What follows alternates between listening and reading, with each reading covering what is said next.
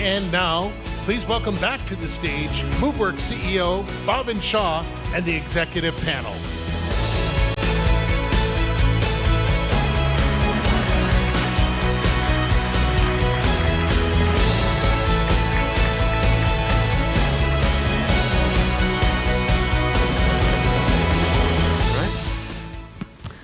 All right. Well, I'm thrilled to be back up here on stage with all of you. We've put this together to be inclusive of a wide range of industries, geographies, and needs to really help all of you kind of get some perspective on AI transformation and the opportunities that you can have, much like these folks have taken advantage of over the years. I've had a pleasure of getting to know each of these folks and partnering with them as we've shaped the platform and the product. And I'll tell you this, they have a lot of wisdom. They have a lot of context.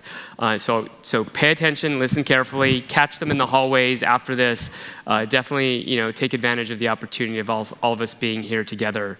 So I'm going to start by just quickly going down the row here. Just tell us about your title, your company, what your role is, and then the name of your assistant.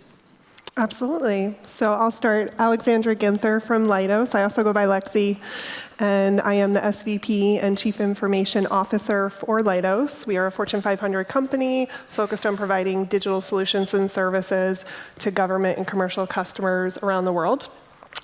And I have kind of two main focus areas as the CIO. I focus on providing productive, capable technologies into the hands of our employees. And I'm responsible for making sure that our back office business systems are not just up and running, but actually effective to the point of differentiated. And in an environment where we have so much capabilities, and especially in the area of AI, which we'll get into, this is now on the table. So it's not just about mean time and availability, but it's actually about productivity enhancing capabilities around the globe.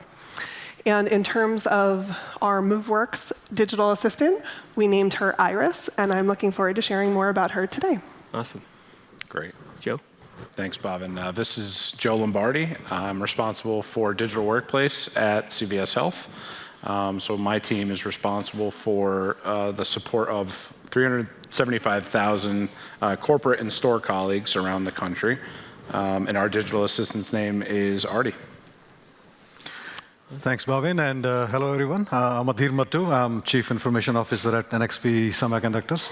So we are a global semiconductor company. We have about 30,000 employees globally, 10,000 plus engineers who are day in and day out designing world's leading products in the semiconductor space. We serve automotive, industrial and IoT, mobility, and communication and infrastructure. The name of our assistant is Sage, and very excited to be here. Thanks for the invitation. Looking forward to a great discussion. Awesome. Thanks, Bhavin. Hey, folks. Saumil Gandhi, SVP Digital Workplace at LPL Financial. We are the largest independent broker-dealer in the United States. We are around 8,500 employees and 30,000 advisors. And our digital assistant's name is Finn. Awesome. Well, I want to kick off the panel today by talking about tariffs, China, and Doge. No, I'm just kidding. That would be a really fun panel, and we can maybe do that off the record during lunchtime, so if you're interested. No, but really what I wanted to talk to you all about and really focus on is the AI journey that each of these folks have been through. And they've been through an interesting one, and also help us quantify or understand how you quantify the ROI. So I'll start with Lexi. Obviously, you guys are, you enable these mission-critical operations around the world for various governments and personnel, and it really requires you to be on the cutting edge of technology. And so how are you supporting the business with AI, and what's that look like? Yeah, so two main focus areas. You mentioned being on the cutting edge of technology and delivering it for our external customers around the globe requires not just the technology, but the 50,000 Leidosians around the globe to actually do that and deploy that. And when I think back to the two key areas of my focus, productivity enhancing capabilities and back office business systems, AI is enabling us to chart a journey to deliver on both those outcomes. And so our AI transformation journey has been several years in the making, really focused on what does productivity enhancing capabilities look like for our employees. So what are their pain points, what sorts of gaps in knowledge they currently have. Simple things like every employee is assigned a buddy when they join the company. We have our digitally 24/7 available Iris bot, our digital assistant, that's available in order to answer questions around the globe at all times of the day and night. And so that's been really impactful for our employees to feel like they're fully supported. They can go somewhere and get, whether it's simple questions like what is the parking validation code at headquarters, or questions about their manager, time zones, contact information, and then also things like, I need Adobe Reader installed. Can you install it? And so we're able to deliver quick-hitting capabilities to our employees. And then we're able to tackle much more complex things, like how do we scale our workforce? And so we've been on a journey where we've been articulating multiple projects jointly with Moveworks in order to look at how do we scale our financial teams, our HR teams, our technicians, our infrastructure teams. And so it goes way beyond just defining an opportunity for service desk scaling, but to look at every function and then every employee to how to enable them to show up their best selves, their most productive selves. That's awesome. Joe, so CVS Health, largest healthcare provider in the country, 1 in 3 Americans are covered by your plan, which is impressive. What's the AI journey been like, and sort of how do you think about ROI?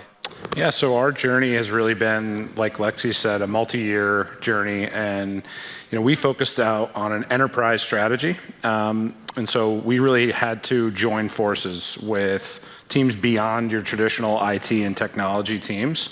So teams like HR, teams like procurement, teams like corporate communications, our store operations team, and different business functions to, again, really join forces and tackle the problem. And Bhavin, we all had to acknowledge we are a large, complex organization, right? And so there's a lot of friction, a lot of toil in getting the right answers, getting the right support.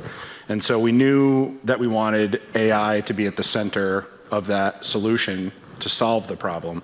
And so it sort of culminated in March of this year with the launch of our digital assistant, Artie. And we're super excited. We're starting to see that hard work really pay off.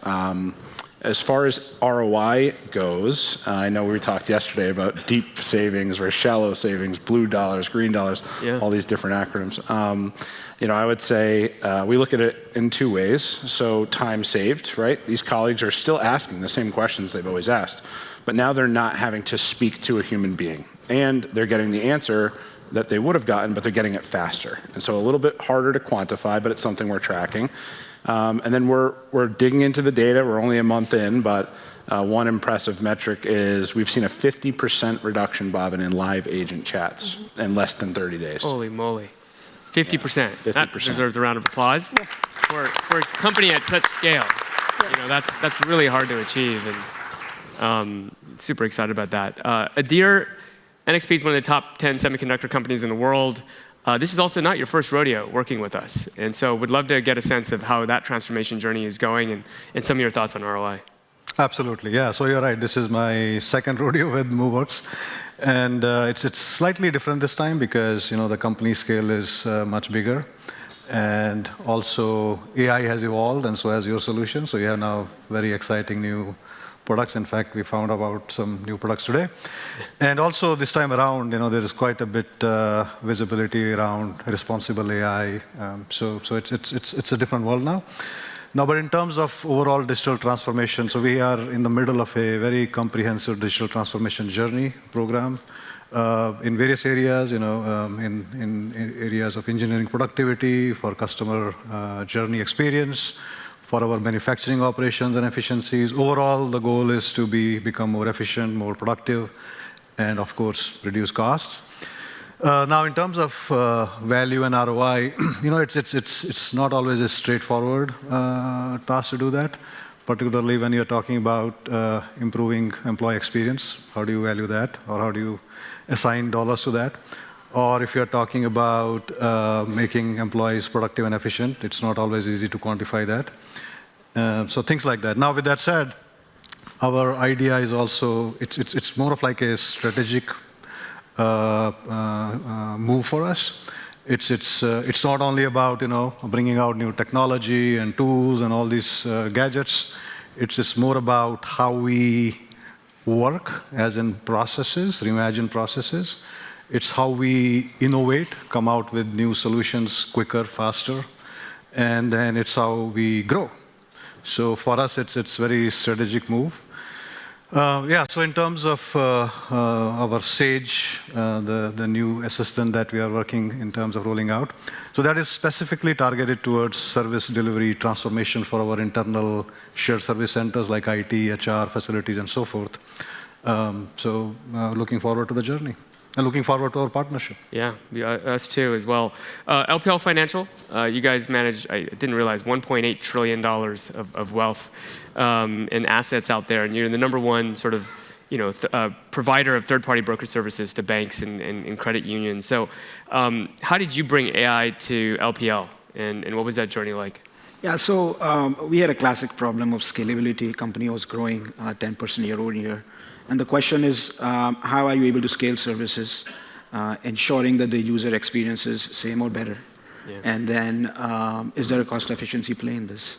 So as we were looking for answers and doing data analysis, we engaged with Moveworks, and we initially validated opportunities based on the data we had collected.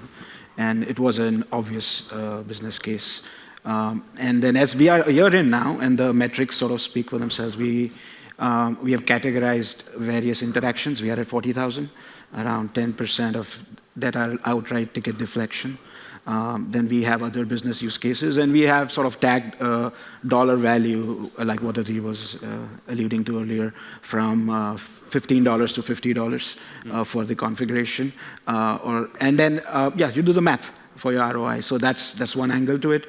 And then the other part is, of course, around the productivity, and that is more of subjective, and that sort of falls under cost avoidance. So, I mean, you combine the two, and that's your answer. So. That's awesome. Look, I think we all know that companies are made up of people, and those people are our greatest assets. And there's obviously a narrative out there around AI replacing people to get work done. And how did you cultivate that environment of trust and such? I'll go maybe start back with you, Somil. I think that you've got a new CEO that came in a few months ago, and how did you ensure that this was all going to land well? Yeah, so for us, trust is actually important. When you're releasing a bot, there's a perception that, hey, this is more around geared towards resource replacement. But we partnered very, very strongly with our communications and HR team and branding team. We called our agent Finn. And for us, Finn is more of a support assistant. It is rather than resource replacement, as I mentioned earlier. But more than that, Finn shows up on Teams. Finn shows up on the intranet. It has the LPL colors. You will also find Finn wearing a mascot at company events and people taking pictures. In fact, I was asked, hey, he's the person who's actually wearing the mascot dress, answering questions. But it's certainly very well received. So I would say yes. And then the other part to that is there is so much excitement within the team about learning about AI. And this is wherein the team, so I would say we got a few folks certified as a developer certification on Creator Studio, and we also have the community platform at Moveworks, people leveraging that. So again, that's a prime example of, I guess, wisdom of the crowd prevailing. But yeah, it's all goodness so far. That's awesome. We should, for my team, we should have a robot out here next year that you can talk to and get answers from. Lexi, Trusted Mission AI is how you think about deploying AI into mission-critical applications for your customers. Mm-hmm. How does that translate back into what you're doing and how you're serving the employees of Leidos? Yeah, we come back to those three words over and over again. Trusted Mission AI. And trust, think of it in two different ways. So trust for the employee to trust that we have a minimum hallucinating technology, that it's going to do what you think it's going to do and it's going to give you the right answer the vast majority of the time and point you in the right direction. That's one way of thinking about trust. But I, as the CIO, also have to trust the technology, and I have to put myself and the board out there to deploy a technology for our employees. And so I do want to shout out the tremendous effort that you and the Moveworks team did in order to get FedRAMP approval readiness. That if anyone does work with the US government, the word FedRAMP approval and FedRAMP ready carries a significant weight. And that was no easy bar to get over. What it means is that the security first controls are all in play, and the technology itself is stable, sufficient, and secure enough to be able to be deployed in a government or government contractor, highly regulated industry environment. And so that certainly was huge for me to trust the capability and for the board to trust the capability enough for us to deploy it at scale. And the subsequent capabilities that you've been releasing. So trust from both the employee's perspective of using it, trust from my perspective as the CIO. Mission focus goes back to that productivity conversation. Are we deploying capabilities that allow our people to be mission focused? And so AI enables them to do that by taking away the busy work. So when we talk about AI being injected into our environments and the concern of, is this going to devalue an employee's position at their responsibility or their role, or is it going to potentially take away positions? I always turn it on saying, what's your biggest pain point? That's what I want to take away through the use of technology and through AI and through our agents. And so being able to scale our employee base has been another way to turn the conversation to say, I want to stay trusted, I want to stay mission focused, and I'm doing that through AI. Yeah, makes a lot of sense. Joe, Computer World, named your IT team one of the best places to work. So you're clearly doing something right. But along with that and the deployment of AI, how did you sort of navigate the trust of your own team and then the 300,000 to 400,000 workers that you have around the globe? Thanks, Bhavin. We're really proud of that, and I'm glad that you brought that up. So I think three things. The first is it all started with our beta group. So I know our implementation team, this raised some eyebrows. We had 1,700 beta colleagues in our beta group. That's the size of some of these companies. I know Varun had some reaction to that, but we were very intentional about that because we wanted to ensure and take advantage of the excitement from all of the different organizations in the company and get them a seat at the table. And they were not shy to give us their feedback, good and bad, on how we should take that into consideration rolling out. So that was very helpful, and it fostered an environment of collaboration. So I think that's the first piece. The second piece is probably what gets me most excited, which is the talent internally on our team. So I know many of you have done this, and I love hearing these stories. We were able to elevate some of our top talent and turn them into the product team that manages Moveworks today. I know many of them are here today with me. So that is something that I'm really proud of. And then I think the last thing is having common goals that can rally the team. And I'll give you one example of that. So think about our frontline colleagues. And so imagine a world where there's a line of customers and they have to, in the old way of doing things, go in the back room, call the help desk, their phone like this, right? Now in the new world, they can still help those customers. We're going to give them time back to help our patients and our customers, and that's really powerful. That's incredible. Well, as you know, Joe's rolling this out now to these frontline store workers. So if you have the address of your favorite CVS, just give it to Joe today to ensure that they're next in line for the deployment. But Adir, you're the CIO of NXP. You're overseeing a lot of digital transformation, and it's a Dutch company. You've got assembly plants in so many different countries. You have fabs all over the world. How are you thinking about the employee side of this transformation, and how are you managing that? Yeah. Can I say something about trust too? Yeah. So that's actually very important, right? So the first thing that we did about that, which is kind of related to the employee experience and how we think about employees as well, is look at the technology, first of all, that you're trying to deploy and ensure and evaluate that it's eventually going to work. So we did that. So sometimes you have to really go under the hood and figure things out. So that's very important. So technology has to work. Now, with that said, as I said earlier, it's an enabler, so that's not everything. The second piece about is, then I think Stanley did a great job of explaining this concept of focusing on the knowledge articles and ensuring that data is in place and things like that. That is super critical.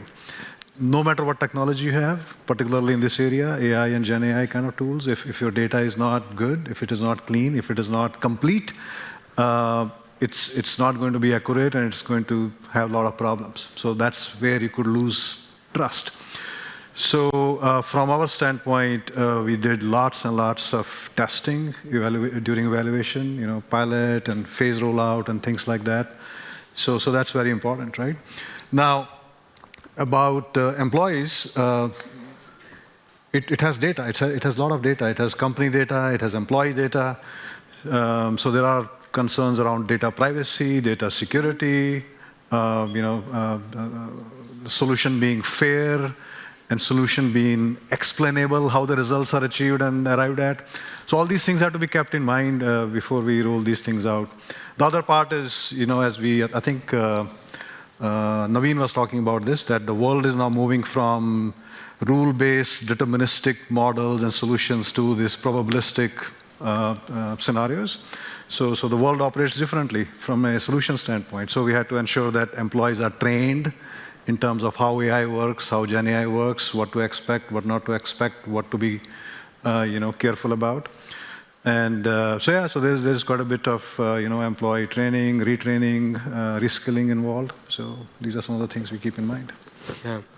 Look, there's a lot of talk that we've had today about different new ways to approach AI, but there's also a group of folks here online and here in person who, even though ChatGPT came out and inspired the world 2 years ago, they still haven't been able to affect change. They still haven't been able to bring in some of these systems, and they're here today to learn.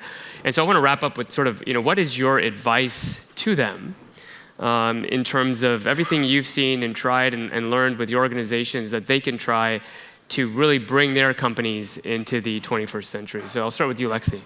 Yeah, so I have a philosophy that works in all aspects of life, including technology, and it's take the next best step.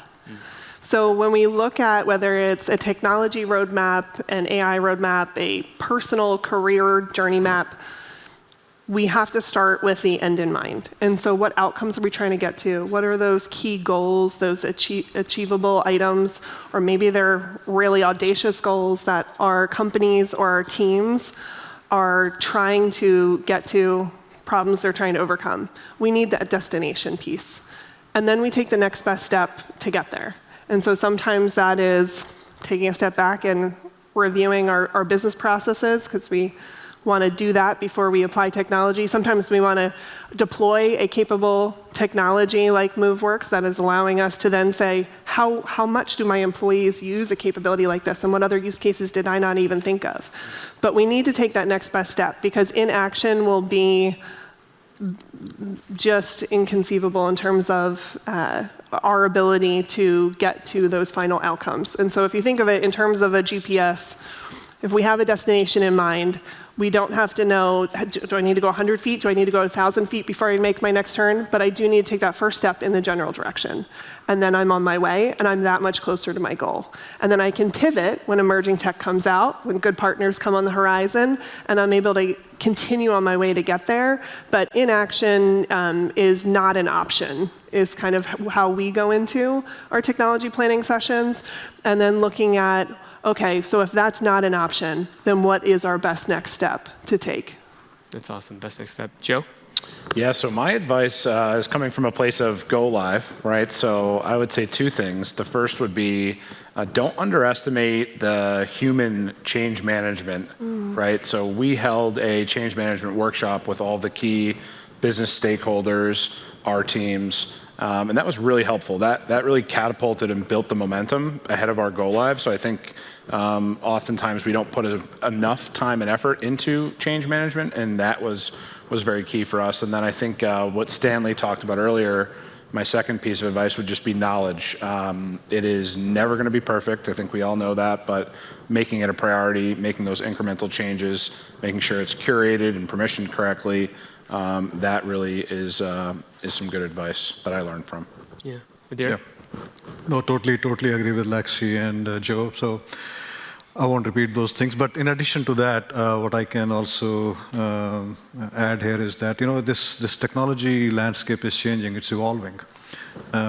So one key thing to keep in mind is when we are, at least from a technology perspective, keep your architectures flexible and scalable, because something new will come up, guaranteed in the next 6 months. Then you've got to be able to integrate that and bring it in.